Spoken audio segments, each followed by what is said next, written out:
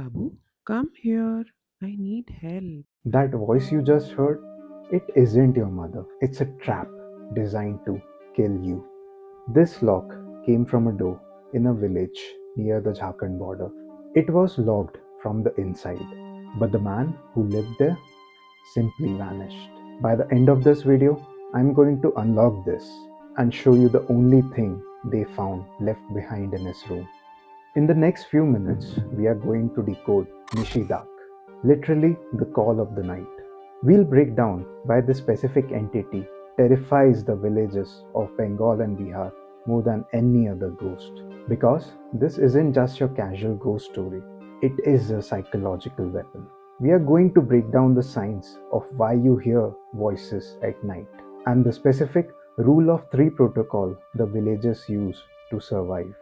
If you can't differentiate a genuine plea for help and a Nishi's call, you might be the next person to walk into the mist and never come back.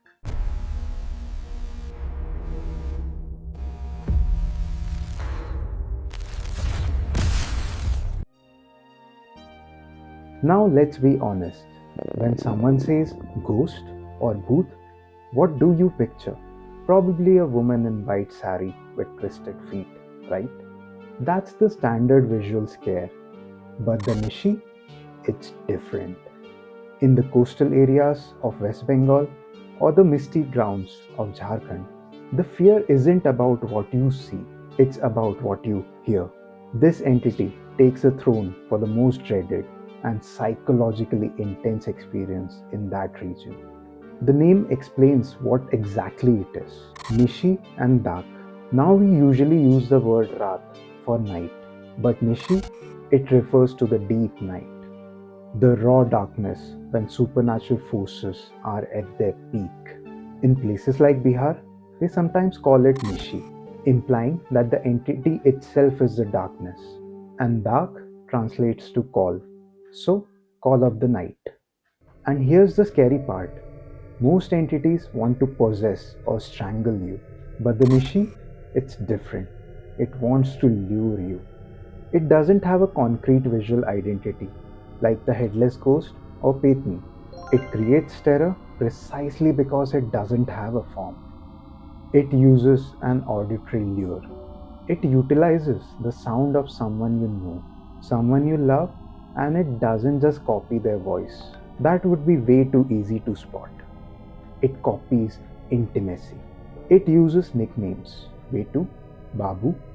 It replicates a specific emotional tone that your wife or your mother would use.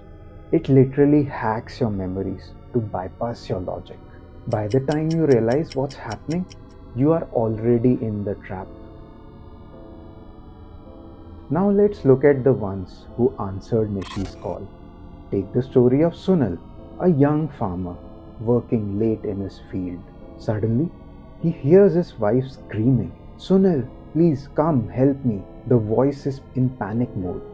Now, logically, Sunil knows that his wife is at home, 2 kilometers away. But the sheer panic in the voice overrides all his logic. He runs towards the voice.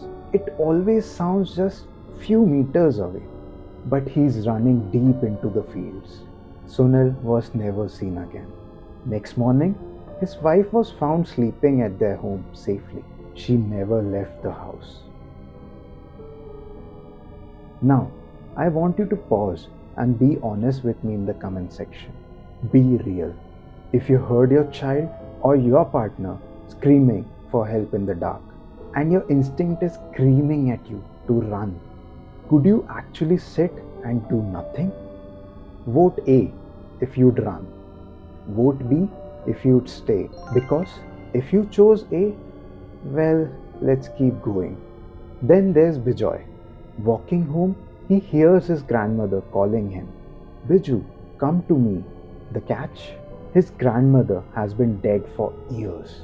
But the grief, the nostalgia, puts him kind of in a trance. Witnesses saw him running into the forest like a madman, with a slight smile on his face, his eyes watery, longing for that warmth.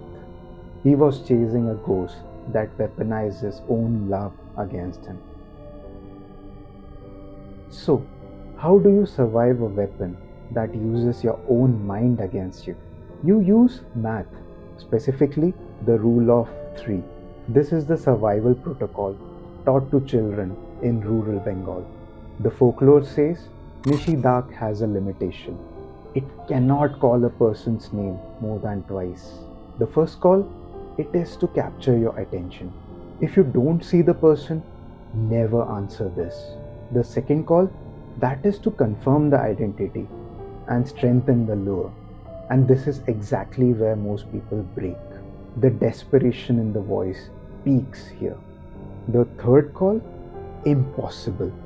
The entity cannot do it. If the voice calls twice and goes dead silent, that confirms it is an issue. Only a living human can call for a third or fourth time. But why? Why three? It boils down to symbolism. The number three represents completeness, life. Think Trimurti, Tridevi, or the three gunas. The number two represents duality and incompleteness. A Nishi is a lingering spirit, a fragmented soul. Maybe they had an unfulfilled wish or improper funeral rites. They are incapable of reaching the symbolic completeness of number three. It is basically a spectral verification code. The spirits have the power of mimicry, but only the living have the power of verification. Think about the discipline that it takes. You hear a scream, you have to wait. If you run on the second, you are dead. Now, about this lock. While modern psychology might tell us that these are just hallucinations, brain tricks triggered by isolation or guilt, the locals don't take a chance. This lock was found in a room where a man vanished, and inside he was counting. One call, two calls. He started to mark the third, but he didn't wait long enough to finish it. He answered. So tonight, if you hear a voice calling your name from the other room and it sounds just a little too sweet or a little too desperate, do yourself a favor. Count two, three. Babu, come here. I need help. Because the voice you just heard, it's not your mother.